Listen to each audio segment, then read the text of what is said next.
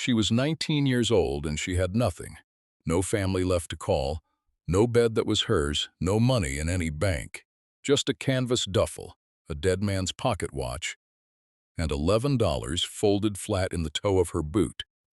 And with 10 of those dollars, she bought an abandoned trading post sagging at the end of a forgotten wagon road in the high country of New Mexico Territory. The roof leaked.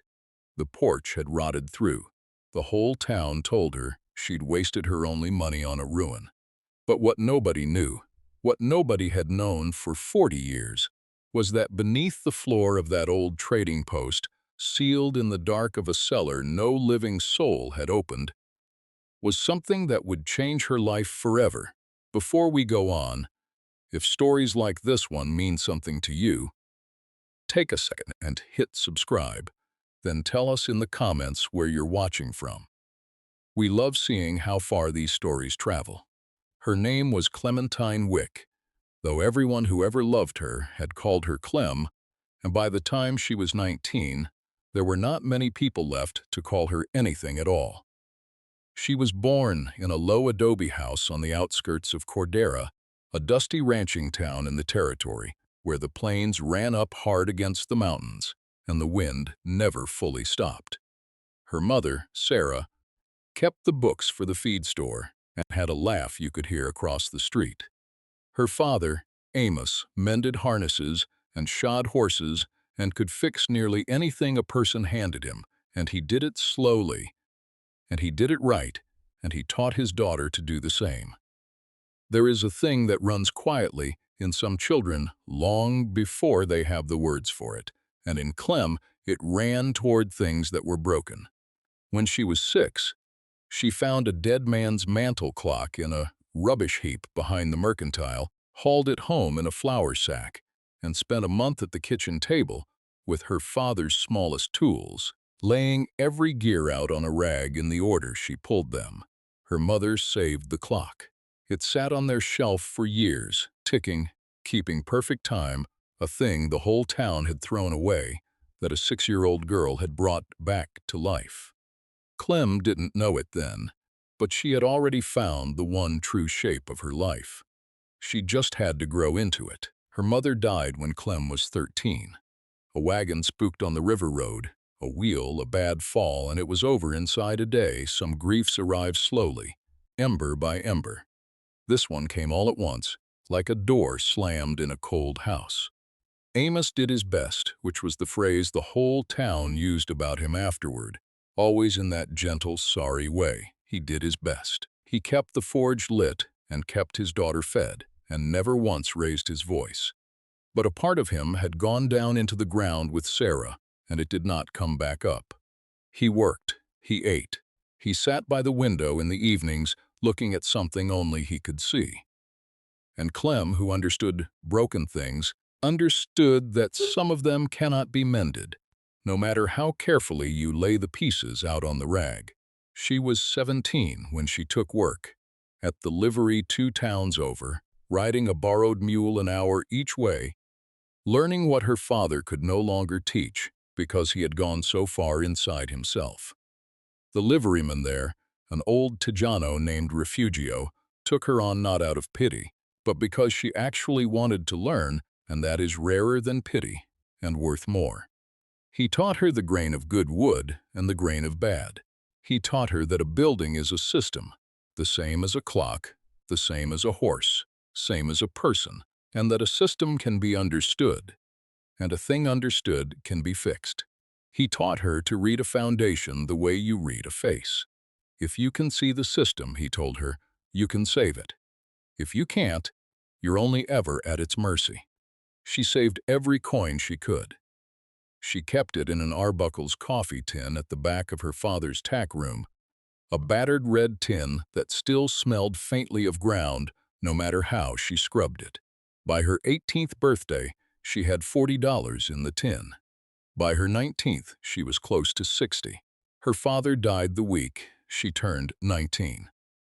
His heart, the doctor said, though Clem thought privately that it had simply finished the slow work of stopping that it had begun 6 years before. She found him in his chair by the window, with the evening light on his face and an unfinished bridle in his lap, and he looked, at last, peaceful, which was a terrible and merciful thing to feel grateful for. The house was rented. It had always been rented, from a man named Pruitt, who owned half the block and was not cruel about it, but was firm. He had a nephew coming who needed the place. He gave her to the end of the month. Clem packed her father's tools into a wooden crate and kept the smallest 3. She kept his pocket watch and her mother's mantel clock and a photograph of the two of them from a county fair long ago. Everything else she gave away or left behind.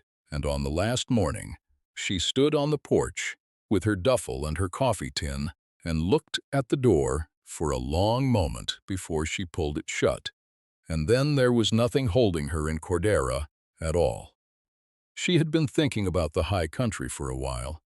Refugio had a cousin up past the pass, near a played-out mining district called Alma Vieja, and he had said more than once that if Clem ever wanted to learn building from the bones out, his cousin knew every old structure in that valley and would take her in. She had not planned to go, but standing in the stage office with everything she owned in one bag and $58 in a coffee tin, she found she had nothing else to plan toward. So she bought the ticket north. The road up was long and it changed the world by degrees. The flat brown plains fell behind and the land began to climb and fold. Pinon and juniper gave way to tall ponderosa, and the air thinned and sharpened and began to smell of pine pitch and cold stone and the far-off promise of snow. Ravens turned slow circles over red rock. The stage rattled through canyons where the walls rose up ruddy and sheer, and the light came down in long gold bars in the late afternoon. Clem watched all of it through the window with the fierce, memorizing attention she gave to anything she meant to understand. She had never been to this country, but some part of her seemed to have always known its shape, the way you know the outline of a word in a language you have never spoken. Alma Vieja, when she reached it, was a town the mining had built and then mostly abandoned. A main street of false-fronted buildings, half of them boarded. A church, a saloon, a mercantile, an assay office gone to the pigeons. Refugio's cousin, a broad, quiet man named Teodoro, who had the same slow hands and the same still way of watching, met her at the stage in a wagon and did not say much on the ride out. He drove with one hand loose on the lines and let the cold, clean evening do most of the talking. His place was a small ranch a few miles past the edge of town, up against the mountain, and along the way he lifted his chin toward a building set back off the old wagon road, and he said, "That one. That's what I wanted to show you." It was a trading post, an old one, long and low, built of squared logs gone silver with age, with a deep porch across the front held up by peeled posts, 2 of which had rotted at the base and left the roof line sagging like a tired shoulder. The windows were shuttered. A faded sign hung crooked over the door, the letters worn nearly to nothing, Wickenden and CO. It might once have said, though the paint was mostly gone. The chimney was sound. The walls were true logs, which meant they could be jacked and shimmed and made plumb again. The roof was bad, but a roof is only a roof. She could see the lines of it. She could see what it had been and what it could be again, the way she had always been able to see the working clock inside the ruined one. "Whose is it?" she asked. Teodoro scratched his jaw. "Belonged to old Josiah Rourke. He ran it 40 years ago, back when the mines were paying and the freight came through here twice a week. He died. Must be nearly 40 years gone now. No wife, no children anybody ever knew of. The county's held it for the back taxes ever since. Nobody'll touch it. Folks say it's bad luck." He looked at her sideways. "Taxes come to $10 even. The county'll sign it over to anybody foolish enough to want it." $10, she said. $10, he said. "And a lot of work you'd be doing alone." The next morning she rode into Alma Vieja and stood in the little county office and counted 10 silver dollars out of her coffee tin onto the clerk's desk. The clerk, a tired man with ink on his cuffs, looked at the money, then at the girl, and asked if she was certain. Land didn't go for $10. A cup of coffee nearby went for that, which meant one of two things. Either it was a mistake, or the place was so worthless no soul on earth wanted it. "It's what I've got," Clem said, "and it's what I want." Something in the man softened. He drew up the papers and turned them in for her signature, and she signed her name in her mother's careful hand. And when it was done, he reached into a drawer and set a heavy old iron key on the desk between them. "Come with it," he said. "Been in this drawer for 40 years. Reckon it's yours now." The key was black with age and cold as a creek stone in her palm, and it was, she realized, the first thing in the entire world that belonged to Clementine Wick and to no one else. If you're already caught up in Clem's story, do us a small kindness and subscribe. It truly is the thing that keeps stories like this one being told. She walked out to the trading post that same afternoon, the key heavy in her coat pocket, her breath smoking in the thin mountain air. Up close, the place was worse, and better than it had looked from the wagon. Worse, because the porch was a graveyard of rotted plank, and the front step was gone entirely, and swallows had nested in the eaves. Better, because the log walls, when she pressed her palm to them, were sound clear through. Old-growth ponderosa, cut and squared, and dovetailed by someone who had known exactly what he was doing and had built the thing to outlast him. She walked the whole perimeter first, reading the foundation the way Refugio had taught her, and the foundation was good. Dry-laid stone, deep and level, barely settled in 40 years. Whoever had raised this building had meant it to stand. At the door, she stopped. The iron key was stiff in the old lock, and for a moment she thought it wouldn't turn at all, though maybe the whole trip had been chasing a ghost up a mountain. She set her shoulder to it and worked the key slowly, the way her father had taught her to work anything that had rusted still, patient, no forcing, and just when she had decided it was hopeless, the wards gave with a deep iron groan, and the bolt slid back. The door swung inward on hinges that shrieked after 40 years of silence, and the cold, shut-up breath of the place rolled out to meet her. Dust and old wood and mouse and time. She stood on the threshold with the afternoon sun at her back, throwing her long shadow into the dark, and then she stepped inside. The main room was long and shadowed, the counter still running down one side, the shelves behind it empty and swollen with damp. A cold cast-iron stove squatted in the center under a fur of dust. There were a few broken chairs, a table, a scatter of things too worthless for anyone to have hauled off. It was a wreck. But it was hers, and it was standing, and the bones of it were true. She stood in the middle of the floor and turned slowly, and she could feel the shape of the life that could be lived here settle over her like a key turning in a lock she hadn't known was there. That first night she slept on the floor in her bedroll, with the stove finally lit and ticking warmth into the dark, and the mountain outside was loud, with 100 sounds she had never heard. The wind combing the pines, an owl somewhere down the ridge, the small settling creaks of an old building learning it was no longer alone. She lay awake a long while, and at some point, the fear went out of her, and something steadier came in to take its place. Something that felt, almost, like being held. She started work at dawn with the floor, because the floor was where she meant to sleep, and a floor tells you the truth about everything beneath it. Much of it was solid. But back behind the counter, in the far corner where the light didn't reach, the planks gave under her boot with a soft, wrong spring, and when she knelt and pressed them, she felt the whole section flex as one, the way a fitted panel flexes, not the way rotted wood crumbles. She fetched a lantern and a pry bar, and she found, under a lifetime of dust, that the boards in that corner were not nailed like the rest.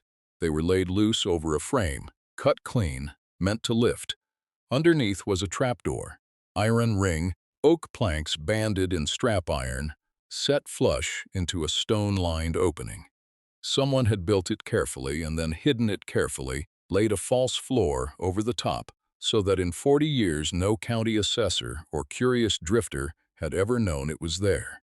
Clem knelt over it for a long moment in the lantern light. Then she went and found Teodoro, because there are some doors a person shouldn't open entirely alone. He came back with her. He looked at the trapdoor for a long while and scratched his jaw the way he did. "Josiah Rourke," he said quietly, "was a careful man, ran freight and money both, back when the mines paid in coin and the bank was a 2-day ride. Folks always wondered where his takings went. Never spent, never banked that anybody knew. Nobody asked. He wasn't the kind of man you asked." He looked at the iron ring. "I believe we just found out where." The ring was rusted, but the hinges held.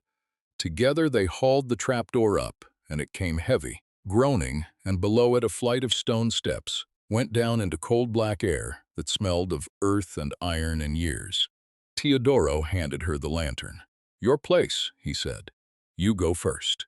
She went down the steps into the dark. The cellar was small, stone-walled, dry as a bone, dug, and lined by a man who knew that stone laid right keeps water out for a century. The lantern light swelled to fill it, and along the far wall, up on a low stone shelf, built to keep them off the ground, sat a row of small wooden strongboxes, iron-banded, brass-cornered, each one dark with age, each one padlocked, and each one Clem saw as she brought the light closer. Marked on the lid, with a year, burned into the wood in a neat hand. The earliest read was 1847. The last read was 1886. The year Teodoro said softly behind her that Josiah Rourke had died. 40 years. One box for every year. She lifted the first box. It was heavy, the deep, dense, unmistakable heaviness of metal. She set it on the stone floor and struck the rusted padlock off with the pry bar. And it fell with a dull final clank, and she lifted the lid. Coins, gold coins and silver beneath them, packed tight and wrapped in oilcloth gone stiff with age. Double eagles, their edges still sharp. Half eagles, old silver dollars worn smooth by hands long dead. She lifted another box, more of the same. A third held banded paper notes, territorial scrip and greenbacks folded and tied with twine. Box after box along that stone shelf, one for every year the old man had kept the post. Every year he had taken the miners' money and the freighters' fees and set a portion of it down here in the dry dark instead of spending it or trusting it to any bank. Some years were heavy. The box marked 1873 was near to bursting. The box marked 1861 held almost nothing at all. A hard year, she guessed, a year when even a careful man had little to spare.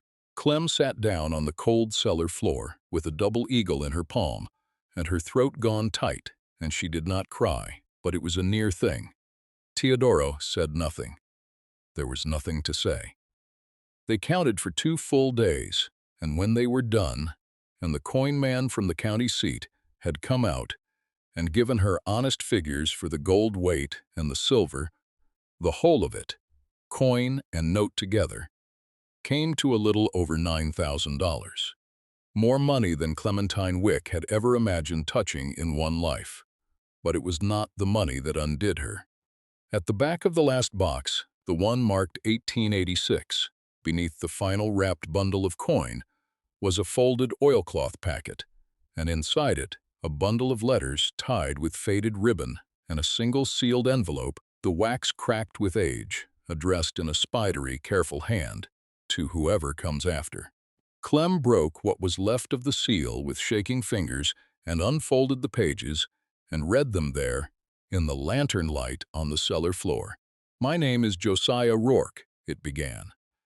"I was born in County Clare in the year 1820 and came to this territory a young man with nothing to my name but 2 strong hands and a stubbornness my mother swore would bury me. I built this post with those hands in 1846. I have run it 40 years. I never married. The woman I would have married did not live to cross the water with me, and I never found the heart to look for another, and so there is no one to leave this to. I have watched this valley fill up and empty out. I have watched men chase gold up these creeks and die poor, chasing it. And somewhere along those 40 years I came to understand a thing I wish I had understood young. The money in these boxes is not the treasure. It was never a treasure. It is only what I could not spend, set aside a little each year, and it has done me no good at all sitting in the dark. If you have found it, then you came down into this cellar for a reason. Maybe you needed a place to stand. Maybe you were building something. Maybe you were only lost the way I was lost, the way I stayed lost longer than any man ought. I was all of those things once. I hope this helps you the way I never quite let it help me. The post is a good one. I built her honesty, and she has stood 40 years without me, and she will stand 100 more if you tend to her. Some buildings are like that. Some lives could be, if we let them. Take care of her, and do not make my mistake. Do not mind the boxes so much that you forget the reason you came up the mountain in the first place. Josiah Rourke. October 1886. Clem read it twice. Then she folded it careful and held it in her lap and sat a long time in the quiet cold of the cellar the old man had dug, and she thought about her mother's laugh across the street and her father in his chair by the window, and Josiah Rourke, dead 40 years, who had built a good thing with his hands and lived his whole life alone beside a fortune he never let himself enjoy. And she understood, sitting there, a thing she would carry the rest of her days, that the money in those boxes was the smallest part of what the old man had left her. He had left her a place to begin. The gold was not the treasure. The gold was only the key. Months later, the trading post was a different building, and Clementine Wick was a different woman. She did the work right, because Refugio had taught her that a thing done right once will outlast a thing done fast a dozen times. She used a little of the gold and left the rest banked in the county seat, drawing only what the work needed. She jacked the sagging roofline square and set 2 new posts under the porch. Hewn from a ponderosa Teodoro helped her fell and square, the fresh-cut wood pale and sweet-smelling against the old silvered logs. She chinked every gap in the walls with fresh mud and lime, tore out the rotted porch plank and laid new, ripped and planed by hand until it lay flat and true under a booth heel. She rehung the shrieking door on new iron. She scrubbed the swollen shelves and dried them and oiled them back to life. She kept Josiah Rourke's stove, blacked it and set it right, and she kept his crooked old sign, cleaned and rehung it straight over the door where it had hung when the freight came through twice a week, and the valley was young. She kept one strong box, too, the empty one marked 1846, the year he'd raised the place, and set it on the mantel beside her mother's mantel clock and her father's watch, with the old man's letter folded inside it. She did not transform the trading post. She restored it. There is a difference, and the difference is the whole of it.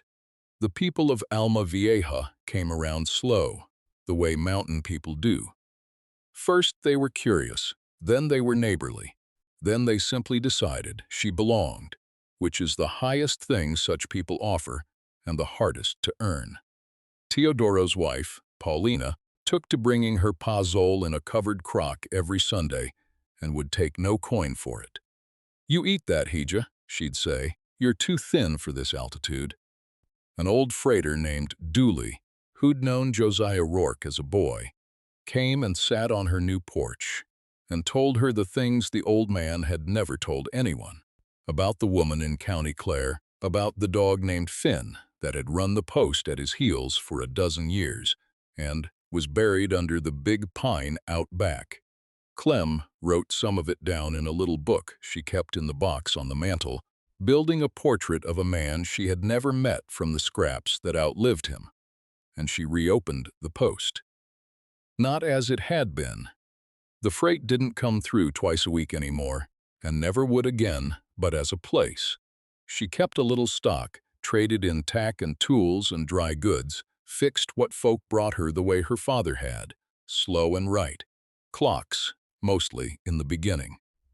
Word got round that the young woman up the old wagon road could bring a dead clock back to ticking, and they came from 3 valleys over with clocks that hadn't kept time since their grandparents' day, and she laid the gears out on a rag in the order she pulled them. And she brought them back, one after another, things the world had thrown away.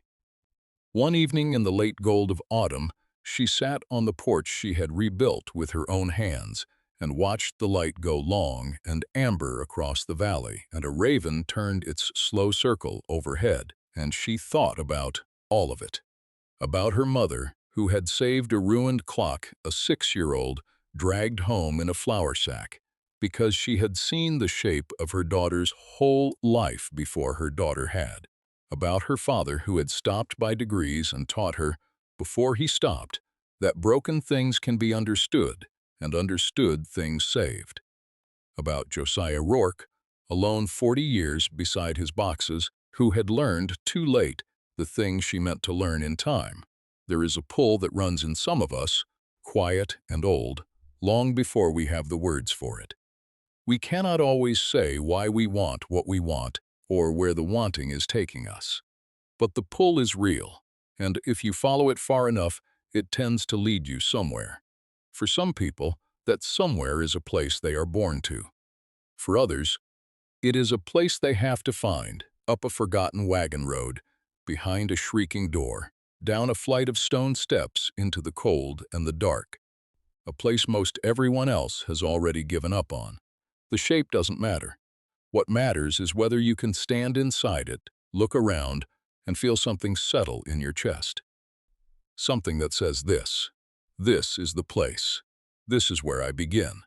Clementine Wick was 19 years old and homeless, with $11 folded in her boot, and she spent 10 of them on a ruined trading post that the whole town swore was worthless.